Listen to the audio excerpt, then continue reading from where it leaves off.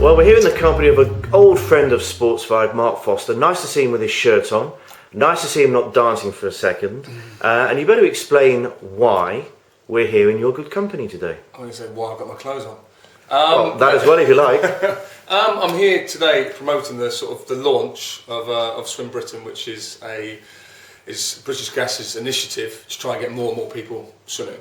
And it's one of these shocking facts that you find that over a quarter of the working population spend half of their working day, or half of the day, sat down. And if you equate that over the year, that's virtually a third of the year actually sat down. That might be commuting to work, sitting at work, etc., etc., which I find shocking in itself. And I think the thing is, from my point of view, being a good swimmer, ex-swimmer, and knowing the health and the social benefits you get from swimming, it's their push. There's going to be a big event for SwimBritain, which is about giving yourself a challenge to go and do a swimming event, because I think a lot of people always need a goal and something to work towards, and it's a team event where 4 people get involved.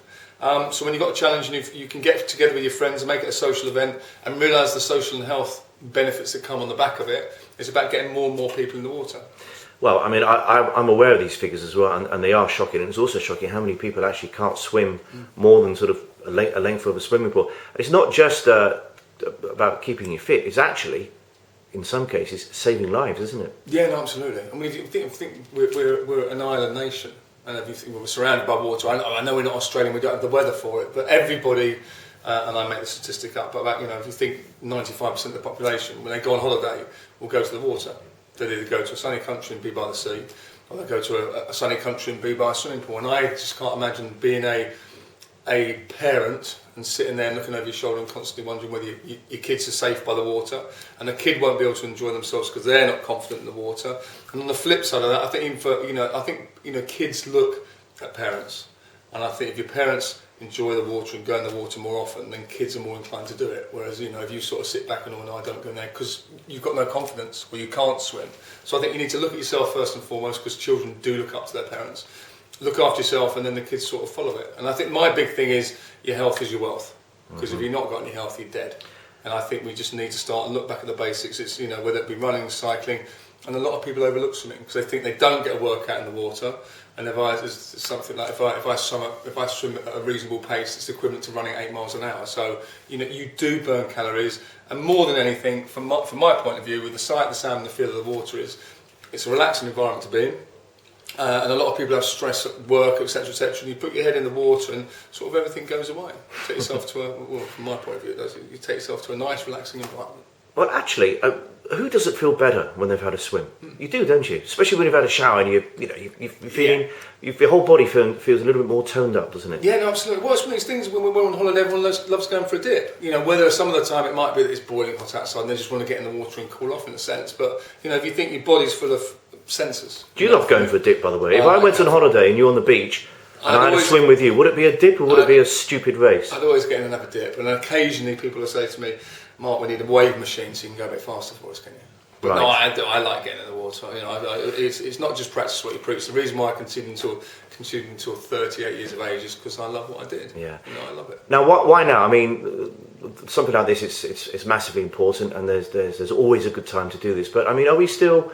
I think we're still very much in the throes of the Olympic legacy, and it is important to make sure that it wasn't a 2.5-week event, isn't it? No, absolutely. I mean, British Gas got involved with British Swimming in 2009, sponsoring and supporting British Swimming in a sense, and their connection with, and this is a big part of what I do is, one of my things is about legacy and about getting people involved in sport and in the water. And if you think with corporate responsibilities of big companies, this is one thing they're going, okay, let's try and get the nation fit and healthy in the water. And I think swimming is, and I can honestly say this, I think it's the best form of exercise that there is, because you don't get in that impact from running or any of the other sports. And I'm not saying they're bad, but I think swimming's the best sport from that point of view. But on the back of the Olympics, and everyone talks about legacy, this part of the legacy is trying to get people in the water. And we do have a lot of swimming pools all over the country, and why don't people use them? I think a lot of people either make excuses or put things in the way, and sometimes there are, life does get in the way, but some of the time it's about making, an hour, 45 minutes, half an hour for yourself. Because if you can't make time for yourself, you can make time for it. So the legacy part is very, very important, and I think every sport is making a push towards trying to get more and more people doing their sport. Now, you're not a man known to mince his words, Mark. Swimming's taken a little bit of a battering, not swimming, the swimming we're talking about today, but swimming at the highest level. And of course, it didn't help the fact that so many other sports did so well at the Olympics, so therefore it contrasted even more.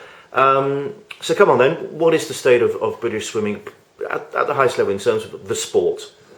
It's in good shape. If you look at the actual Olympics across the board, if we look back to 2000 in Sydney, so 12 years ago until London, in Sydney we had 8 finalists. No medals, 8 finalists. I know we had a great Olympics in Beijing 4 years ago and we got 6 medals, but if you go from 8 finalists in 2000, this year we had 23 finalists.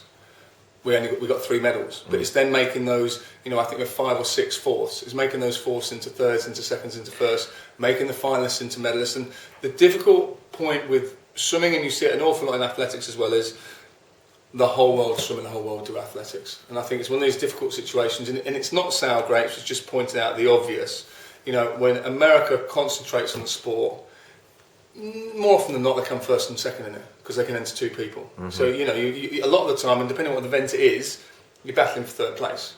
But Michael Phelps, Ryan Lochte in a race, you've only got 1 medal available. So we are in a sport where America do it, China do it. They concentrate very much so. Australia, every nation. Well, a lot of random individuals. I mean, you're swimming against the whole world now, aren't you? Which maybe you weren't 12, 16 years ago. No. And I think what's happened is the world has opened up in the sense that all the South Americans, most of the top South Americans, train in America.